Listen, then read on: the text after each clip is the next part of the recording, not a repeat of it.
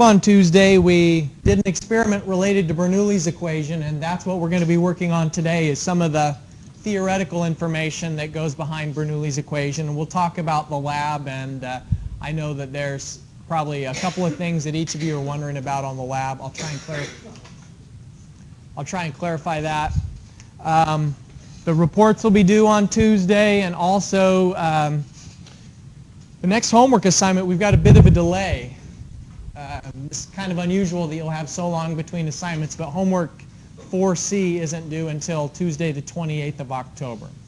So you've finally got a little bit of breathing room as far as the homework assignments go. Any schedule-related questions? All right. So where we're coming from is Euler's equation. And remember that the application of Euler's equation is looking at local acceleration and using local acceleration to answer the question of how is pressure changing in some sort of a fluid body when a liquid is being accelerated with respect to time. And so Euler's equation applies to unsteady flow, since there's a time-related component there.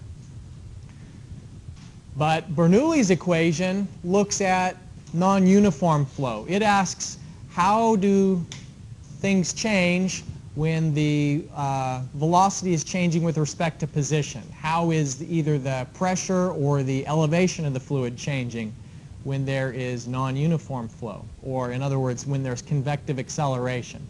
So here's Bernoulli's equation. You'll remember that when we were on Tuesday, when we were talking about the lab, we mentioned that Bernoulli's equation assumes that there's no energy loss between 2 points. And so in the lab, we had a pipe section that contracts, and what we were assuming by using Bernoulli's equation is that, when we consider a couple of different locations, we had the pipe, as we were calling it, and then the throat location. We assumed that there's no energy loss between the pipe and the throat. Now, over a really long distance of pipe, that would be a bad assumption because there's friction losses that will gradually reduce the energy because of the pipe sort of holding on to the water. But when the two locations are close together, like they were in the lab on Tuesday, then Bernoulli's equation is a fine assumption, the assumption that there's no energy loss between the 2 points. But there's also some other assumptions that are built into Bernoulli's equation. You apply it along a streamline. And what that means is, consider the flow fields that are going on inside of here. We have the fluid that's by the edge of the pipe and it's being pushed inward, and then it's going out again. Here's some of this. And then there's this streamline. So the streamlines are getting closer together. Remember when we started Chapter 4 and we were talking about flow visualization? What does it mean when the streamlines are getting closer together? Velocity is increasing, and so that makes sense. We know that as the throat contracts the cross-sectional area for the water to go through, the velocity has to speed up in order to get the same amount of water through this throat that is entering the pipe behind it. We can't have a traffic jam in the throat of the pipe, so the same volumetric flow has to be continuing through all different sections of this pipe section, so the velocity increases through the throat, and the streamlines show us that. Well, Bernoulli's equation can only be applied along a streamline. So in other words, we're going to talk about the different terms of this equation, but you'll notice it has 1 on the left side of the equation, P1, Z1, V1. That's talking about the pressure, elevation, and velocity at some certain location that we're going to label location 1. And likewise, on the right side of the equation, it's saying, let's take a look at the pressure, elevation, velocity at some location we're labeling location 2. Bernoulli's equation requires that those two locations that we check, that we select, are on the same streamline. So it's okay to say, here's 1 and here's 2, because they're on the same streamline. But we couldn't apply that equation and then select this to be location 1 and that to be location 2. Bernoulli's equation wouldn't be valid because those two locations are on different streamlines. So one of the assumptions is that Bernoulli's equation is applied along a streamline, and it assumes a fluid that's inviscid. Inviscid. Inviscid means a fluid with no viscosity. Can you think of any fluids that have no viscosity? There are none. So there are no fluids that have no viscosity. Some fluids have a lower viscosity than others, like air has a lower viscosity than water, and water has a lower viscosity than motor oil, and motor oil has a lower viscosity than glycerin. But strictly speaking, Bernoulli's equation assumes that the fluid has no viscosity, and the reason why is related to its assumption that there's no energy loss between the 2 points. The only way that you can have no energy loss between 2 points is if that the fluid that's flowing doesn't have any viscosity. If you've got some perfect fluid that doesn't resist movement, meaning it doesn't have any viscosity, then it's true that there will be no energy losses between 2 points. So inviscid fluid, which is related to energy loss, there's the assumption that it's along a streamline that we apply Bernoulli's equation. There's the assumption that it's an incompressible fluid.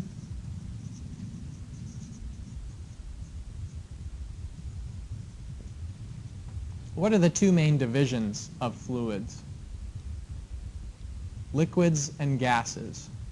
So liquids are pretty incompressible. I mean, if we really push on liquids, we can get them to compress a little bit.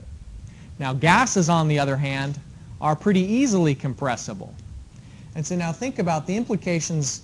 Bernoulli's equation really is only perfectly accurate when you've got a fluid that has no viscosity and a fluid that's incompressible. So it's never going to be 100% perfect.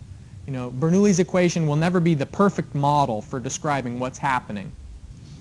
And the point I want to make is the further away you get from the assumptions that built into Bernoulli's equation, the worse it is going to be at predicting what's actually happening in the fluid. So if you've got a fluid with lots of viscosity, Bernoulli's equation may not exactly predict what's happening. So if we had, instead of in our bench, used water, instead of water, if we'd used pancake syrup, that's what's flowing through the bench. We've got a big reservoir of really thick, rich, buttery pancake syrup. Then, you know, it'd be one for me, one for the nozzle, one for me, one for the nozzle. But it would be, Bernoulli's equation wouldn't really give us a good result even if we were doing the streamline thing. So if we're applying it along a streamline, the fact that that pancake syrup has so much viscosity means that we'd actually see some appreciable energy losses between 1 and 2. And so we can put the numbers into Bernoulli's equation. You know, that formula still works. Our calculator's not going to catch on fire if it's pancake syrup that's going through the bench. But we would be misapplying the model a little bit because we're kind of far away from the assumptions that are built into that equation. And so that's at one end of the spectrum, is this really thick, viscid fluid like pancake syrup. So now what about incompressible? What's really good at being incompressible? Liquids. But unfortunately, liquids are the ones that usually have the most viscosity. And so it's like we can't win. Gases are pretty compressible. You know, gases are easily compressible, but on the other hand, gases have a really low viscosity. So there's no perfect fluid for use in Bernoulli's equation, because if we apply it with gases, then it might turn out that the gas is a little bit compressible. So when we send air through something like this, the viscosity of air won't be a problem as much as it would with a liquid, but it might get a little bit compressed as it flows through different sections of there. So Now, I'm not going to pull out my hair about this every time I apply Bernoulli's equation. I'm just emphasizing what the restrictions or what the assumptions are now, one time, so that you know what they are, and also so that when our observed behavior doesn't perfectly match up with what Bernoulli's equation predicts, you sort of have some explanation why. If you were in a position where you were writing a report about observed data that didn't exactly match what was predicted by the equations, then here'd be some of the reasons why it may not exactly match. An inviscid fluid applied along a streamline, it's incompressible, and the last assumption is we assume that it's steady flow.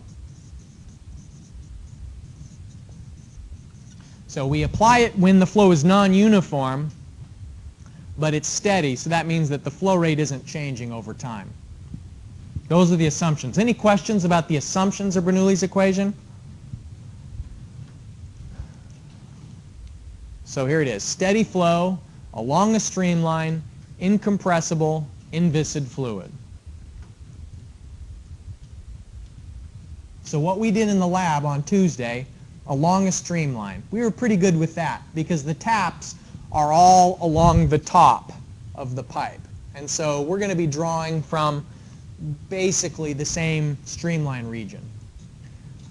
We had steady flow because we would change the flow rate and then we'd wait a minute for the pressures to equilibrate, and then once everything was steady, then you'd take your measurements, then you'd measure the flow rate and so on. So we honored steady flow, we honored along the streamline.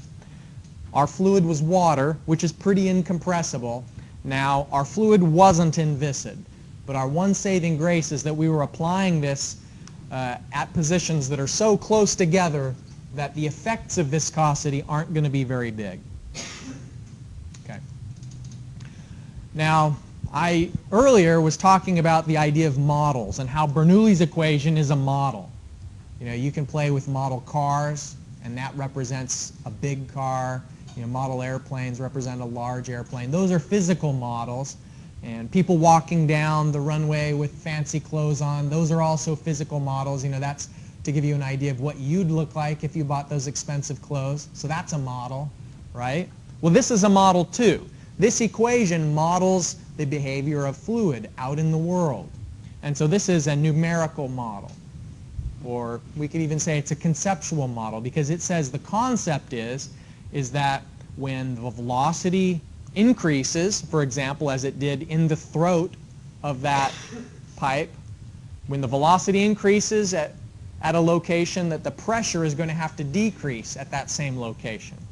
So it was a conceptual model, and we can plug in numbers, and it's a numerical model. So model is a representation of a system. Here's a model airplane that's inside a wind tunnel, and they're trying to probably determine the drag coefficient and find ways to generate more lift and reduce the cost associated with fuel on a jet aircraft. Here's another, we've written Bernoulli's equation again. That's a fundamental model, and this is an example of an empirical model. And so what are the differences between a fundamental model and an empirical model? The one on top, Bernoulli's equation, that's based on the governing laws of physics. And this empirical model is just based on observations. The units may not match up. It may not be dimensionally consistent. Fuel divided by 4.37. Well, there's no magical, universal constant, this 4.37. It's not like a magical number that makes everything work out. It's just they had a bunch of data and they fit a curve to that data. And so this model, this empirical model, said that we want to be able to predict range, and then this is two parameters, the amount of fuel and the weight of the aircraft. And it's saying the more fuel you've got, the more range there's going to be, and the more weight the aircraft has, the less your range is going to be. And so they had a graph of range versus fuel, and they found out the more fuel you've got, the more range there is. And so they found some sort of a fitting parameter, this 4.37 factor may have been the slope of a line when they plotted the data like that. And likewise, they did an experiment with range data and the weight of the aircraft and found out the heavier it is, the lower your range is going to be. And so there was just a bunch of real-world data that they fit a curve to, and then that may be where this factor, this coefficient, and the intercept comes into play. And they combined it together and found a multi-parametric model that is attempting to predict range. Will there be exceptions? Of course, because when they were fitting this line to the observed data, there were plenty of instances where the observation was below it or above it. They call that variance, where this model can't explain all of the behavior that was observed. Maybe they had a real headwind on one of the flights. They were trying to fly into the jet stream. Well, that's really going to reduce the range that you've got when you're flying into a headwind. And so there are some factors that an empirical model isn't able to take into account. How heavy were the people versus how heavy was the luggage, or how old are the engines? Is it a new set of engines that are operating more efficiently? This only had 2 parameters that went into the model. All of those other factors, the uncaptured variance, usually are lopped into this intercept factor. So I just wanted to point out that some equations are fundamental and some equations are empirical. This semester we're mostly going to deal with fundamental equations. Next semester in hydraulic engineering, occasionally we'll have to dip into empirical equations just because the actual behavior is so complicated that it's not convenient for us to design using the fundamentals. Models are applied at boundaries, and in Chapter 5 we're going to start talking a lot about control volumes and control surfaces, and we won't get into that too much, but basically there's limits in which the model will apply. Sometimes the model doesn't work when you're applying outside of those limits, and so we talked about what the limits of Bernoulli's equation are. These are the parameters or the boundary conditions in which it's valid. The variables are the input parameters that go into the model, like the velocity of the flow or the pressure of the liquid and so on. And the parameters are the constants that don't change, like the unit weight of the liquid or gravitational acceleration. Your book has some good information about engineering models, and we'll come back to this occasionally through the semester. But I just brought it up because Bernoulli's equation is an example of one of the important models that we've got, and it's a tool. So here's Bernoulli's equation. We can write it a couple of different ways. We can write it in terms of pressure, or we can write it in terms of head. And what you've seen so far is I was writing it in terms of head. Each of the terms had units of length. It was P divided by gamma plus Z plus V squared divided by 2G. And so what are the units of each term? Pressure is newtons per meter cubed, and unit weight is, pressure is newtons per meter squared, and then unit weight is newtons per meter cubed. And so this meter cubed goes up to the numerator, and when we cancel terms out, we take out meters squared, so that all that's left is meters in the pressure head term. Z, obviously, elevation is units of meters. Velocity head, likewise, is going to have units of meters. It's meters per second, and we square it, so meters squared per second squared. And then G is meters per second squared. So what cancels out is the second squared, the meters in the denominator, we're just left with meters. So that's expressing Bernoulli's equation in terms of length. You can also write Bernoulli's equation in terms of pressure. And so what it's showing on the screen here is that there are 2 terms to Bernoulli's equation. There's the piezometric pressure term and then what's called a kinetic pressure term. And if you add those 2 together, then that would be the sum of those 3 things at each location. And so there's a constant sum of the kinetic pressure and the piezometric pressure everywhere along a streamline. It's not just at two locations, it's actually everywhere along that streamline.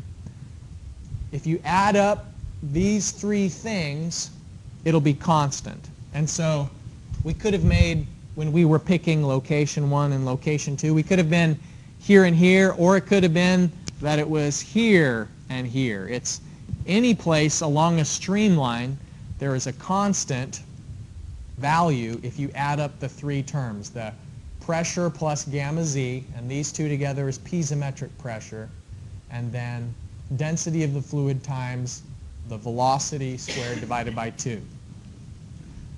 So how do we go from here to here? And just for convenience purposes, I usually solve problems involving Bernoulli's equation in terms of head. And so pressure head, elevation head, velocity head, those are the three terms in Bernoulli's equation on each side.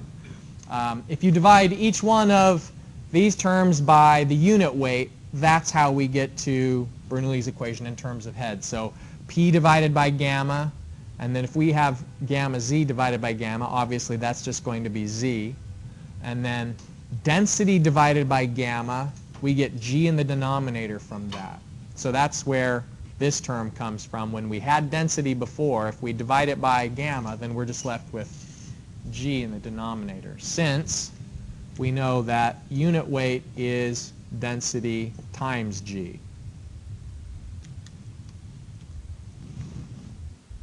So you may remember we had a problem earlier in the chapter where we were talking about convective acceleration. We found out how much acceleration was there at the center of a nozzle. We had an equation that was telling us how velocity varies as a function of position. So we did convective acceleration. What Bernoulli's equation is an application of that to find out how is the pressure going to change inside the nozzle. Now that we know there's acceleration, acceleration causes a pressure change, just like it did in rotational flow. Remember, when a U-tube is rotating, the examples you worked in class on Tuesday showed that the pressure is affected when it starts to spin like that. So there's also going to be a pressure change in a nozzle like this. And you've observed that in the lab. What you observed in the lab was a piezometer was cut into the pipe at a couple of different locations. One in the pipe right before the throat section started to contract. And so here was a piezometer, and it went up. And then we had another piezometer that was right here. Do you remember which one had the water level high and which one had the water level low, generally, when water was going through there? The throat had the lower value, so here's the water level. And then the pipe before the contracting section had the high water elevation.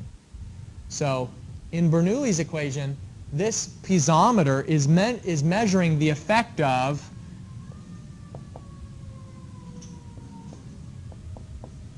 it's measuring the combined effect of the pressure plus the elevation. So in the equations that you've got for the handout, I basically walk you through, starting with Bernoulli's equation, how the pressure head term, for example, becomes h. And so h sub t, the head of the throat, is just that measured height that you have in your data table. And h sub p is just the measured height of the, I'm sorry, I've switched those. It's the pipe and the throat. The throat was the converged section. So it's the measured values. And if you look back at the equation in the handout, anybody have the lab handout with them? Thanks. One I want to point out in particular is this one. Okay, first of all, Q actual is equal to C sub D times Q ideal. Okay, Q actual, this is what you measured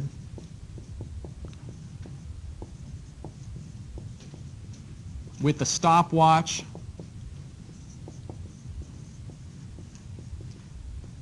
and the view tube. So that little clear viewing tube where you saw how much water was in the bench at a certain time, so that's the Q actual.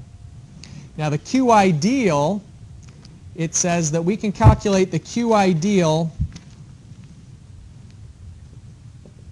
by, it's the, let's see here.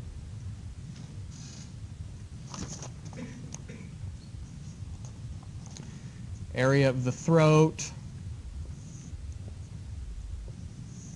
1 minus area of the throat, area of the pipe squared, and then there's the square root of 2g. Let me raise the screen here.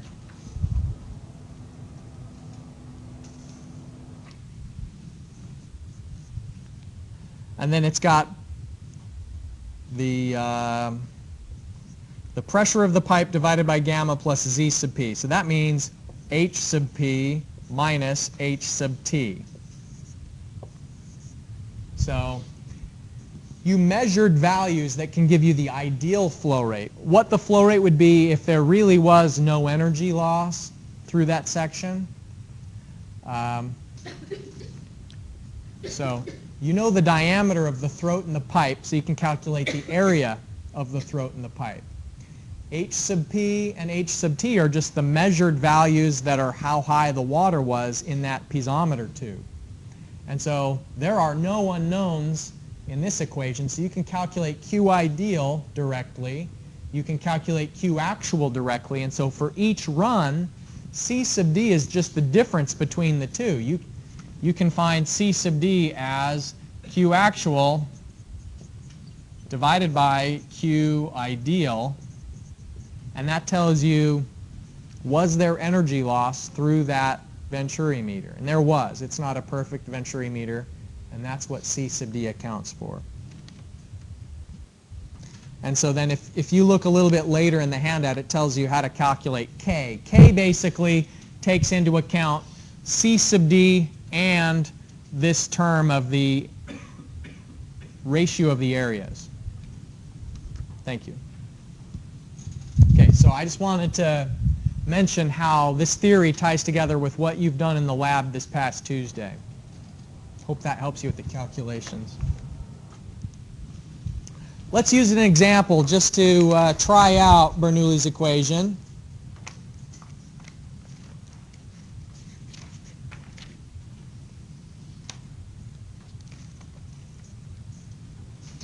Okay, we've got an expanding nozzle here. Rather than contracting, the flow diameter is increasing. And so the water velocity decreases. We're given that the velocity here inside this section of the pipe is 5.5 meters per second, and then the velocity decreases because the diameter went up. You're not always going to be given the velocity directly, and one equation that you can use if you don't know the velocity, like if you're just given the diameter of the pipes like in the lab, remember that velocity is flow rate divided by area. And so in the lab, you have quantified the actual flow rate with the stopwatch and the little viewing tube, so you know the flow rate, and the way that you can calculate the area is with pi d squared divided by 4. And so you can find the velocity at every point inside of this contracting section because you know the diameter at every point in the contracting section. So that's how you get the velocity. Here the velocity is given, but maybe in a similar example, instead of giving you the velocity directly, maybe I just tell you the diameter of the pipe. And then you'd have to use this equation called the continuity equation to calculate the velocity. But first things first, we have an example where the velocity is just given outright.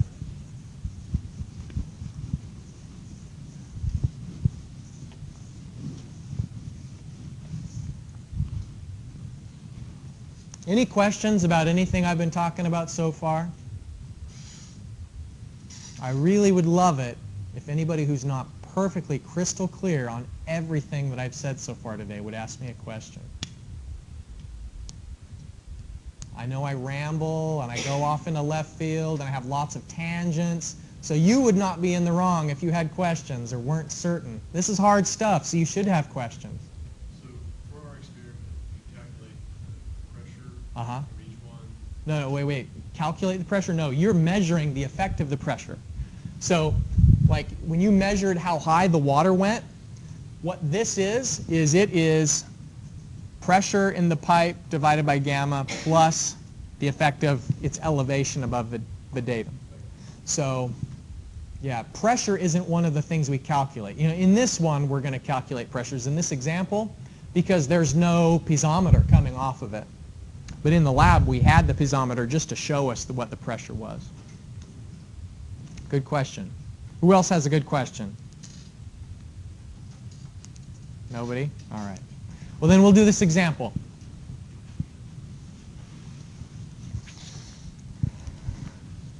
All right. So we know that the velocity at 1 is 5.5 meters per second. And the velocity at 2 is 0.6358 meters per second. And we know the pressure at 1 is 400,000 newtons per meter squared. All right. What's going through here? Water. So that gives us the unit weight, 9810 newtons per meter cubed. And G, of course, is 9.81 meters per second squared. So this is a horizontally inclined section, and we're going to apply Bernoulli's equation along a streamline. So let's choose the center of the pipe as being that streamline. Here's 1, here's 2. The z's are equal. Z1 is equal to Z2. We could have picked other streamlines. We could have said, well, let's choose at the edge of the pipe and up here, and that would still be along a streamline, but it would just unnecessarily complicate things because the z's would be different. Let's just choose the center line of the pipe, and then we don't have to worry about elevation differences. So if we now write Bernoulli's equation,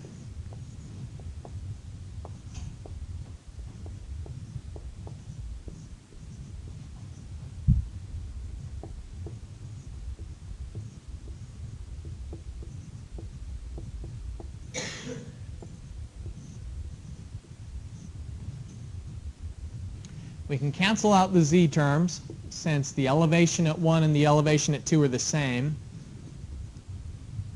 And we can start putting in what we know. 400,000 newtons per meter squared divided by 9810 newtons per meter cubed. And the velocity at 1, 5.5 meters per second. We square that, divided by 9.81 meters per second squared.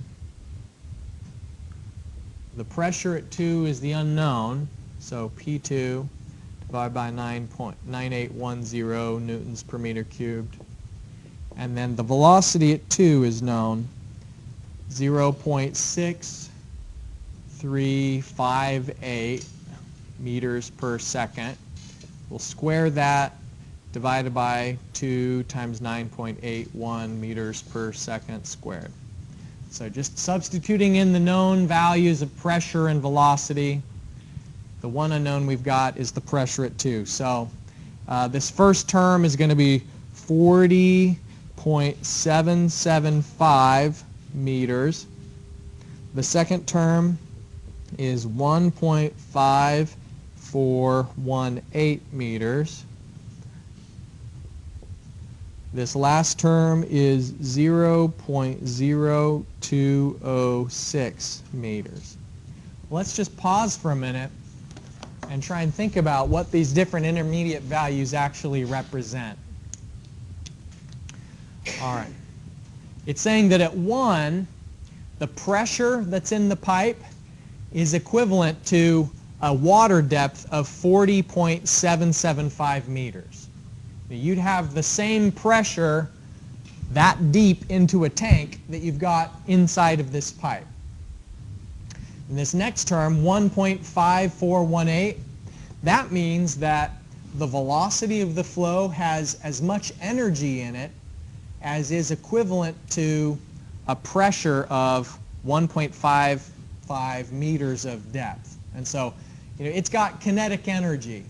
And the kinetic energy inside that velocity is equal to the amount of energy, the amount of potential energy that exists in 1.5 meters of fluid depth. So we're expressing this velocity term as an equivalent depth.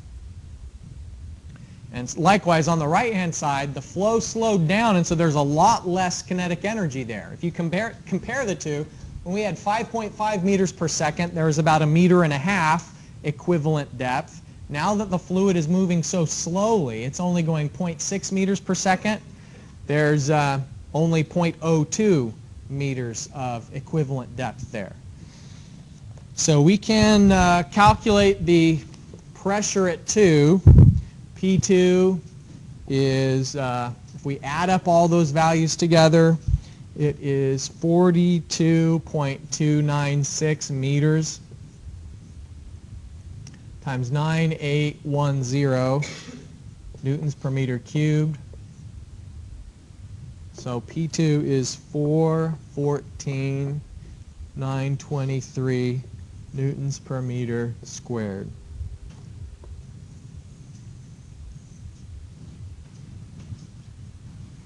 How did the pressure change? The pressure increased.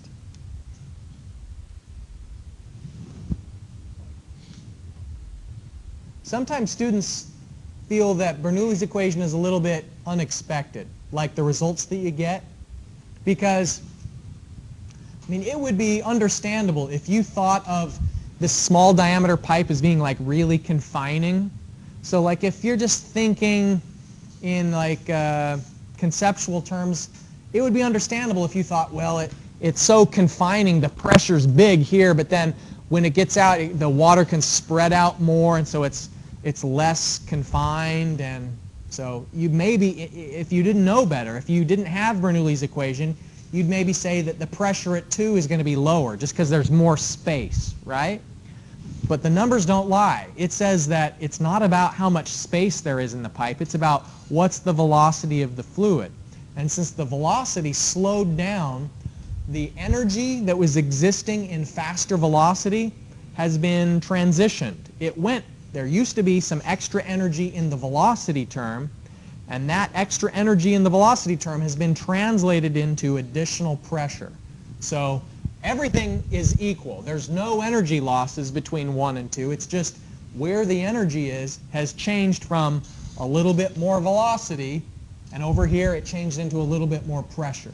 And that's why we went from a pressure of 400 kPa over here to a 415 kPa. Is the extra velocity head went into extra pressure head.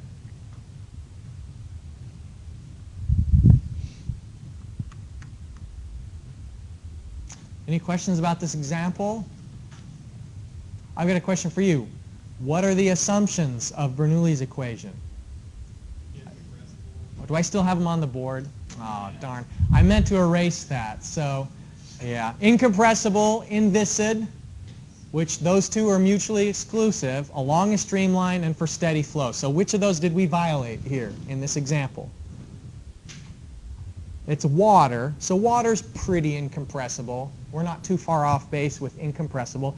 Steady flow, we don't see anything about flow rates or flow velocities changing over time. So we've honored that requirement.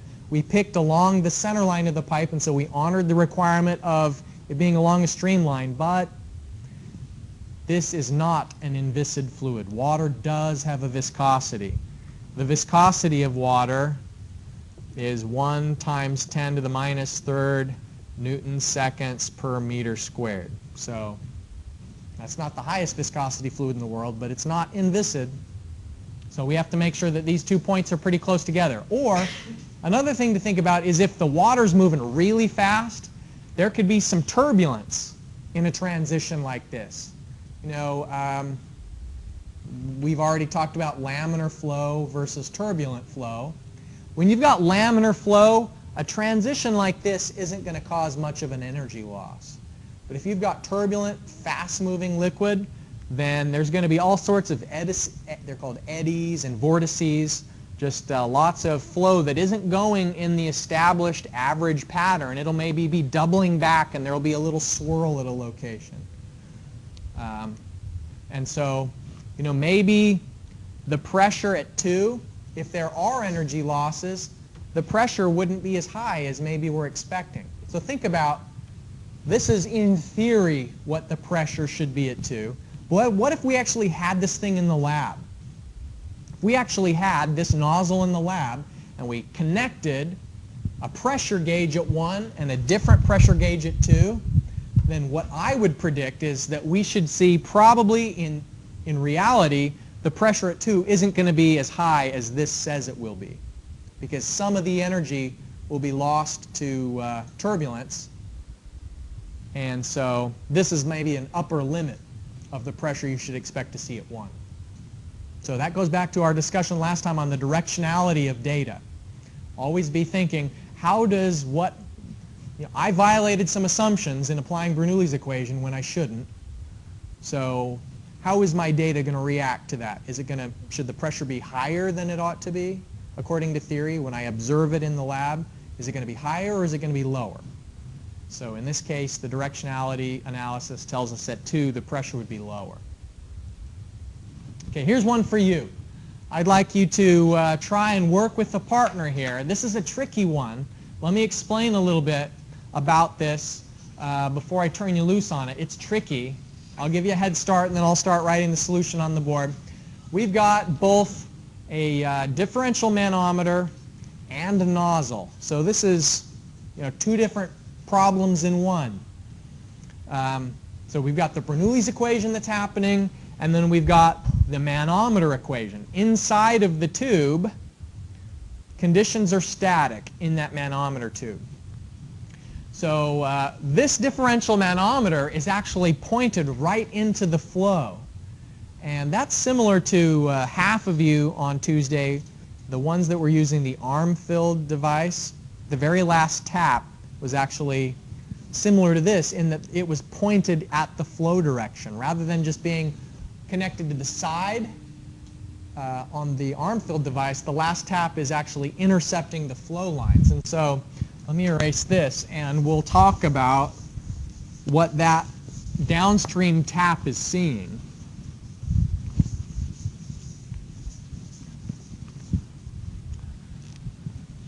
Here's our nozzle. Okay, so first of all, what's happening to the flow velocity because of the nozzle? Is it speeding up or slowing down? Speeding up. So here we've got a small arrow, the velocity is slow. Here, the velocity is fast. All right. Now, what if we have some sort of a pressure gauge that's like that? Well, the streamline is moving along, it's going fast, and all of a sudden it gets stuck. It stagnates at the opening of that differential manometer. And so all of the energy that was in the velocity head, since it just sort of dead ends, the streamline stops at the opening, all of the energy that was in the velocity head gets turned into additional pressure head. And so in the Bernoulli's equation here, we can have location 1, and we can have location 2 being just right before that. Here's location 2. But then we can have location 3 inside the tube. And so here you can see Bernoulli's equation for location 1 and location 2. Well, let me write the relationship between location 2 and location 3. What we'd have is, it's all on, it's a horizontal plane, so the z's are going to all cancel out. what we would know is that P2 divided by gamma plus V2 squared divided by 2G is equal to P3 divided by gamma plus V3 squared divided by 2G. Except for that, when that air gets into the differential manometer, there's no velocity in there. The conditions inside the manometer are static. So this term is going to go away. So what I'm saying is all the velocity head that there was at 2 just right before that opening is incorporated into the pressure head term at 3. Okay, so what I'd like you to do is get together with a partner, start talking about what is the velocity at 2. And you don't even actually know the velocity at 1, but you do know that because of the diameter, since A1 is double A2, we know that the velocity at 2 is double the velocity at 1. It's air going through the duct, water in the differential manometer. The difference in this elevation is going to tell you the difference in pressure between 1 and 2. So let me give you a couple of minutes to struggle with that, and then I'll start putting the solution on the board.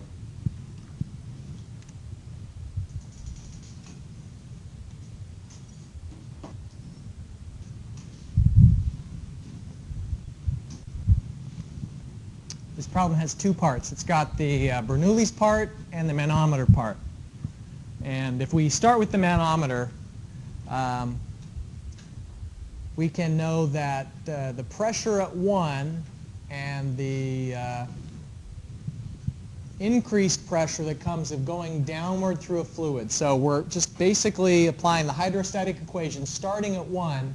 Now we're assuming that at the center line of the pipe, the pressure is the same as it is right here at the interface of the fluid, because this air has such a low density that going up and down in a little bit of air doesn't really change the pressure that much.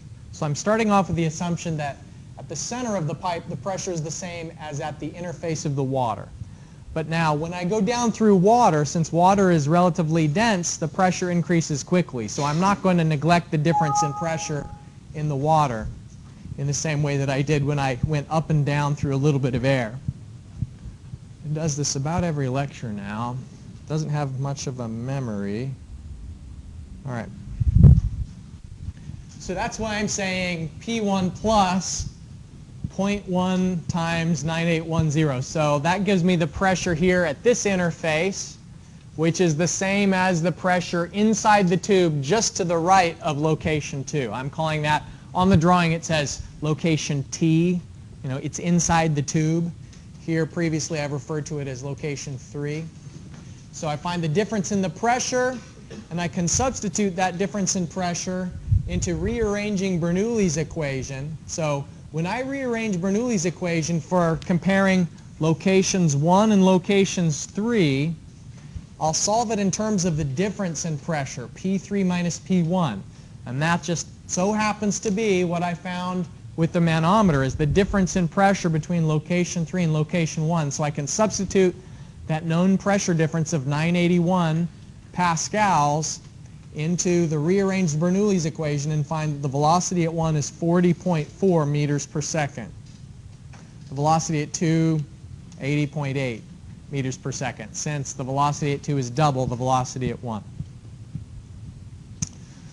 All right, that is all for today. I'll see you on Tuesday. Hope you have a great day.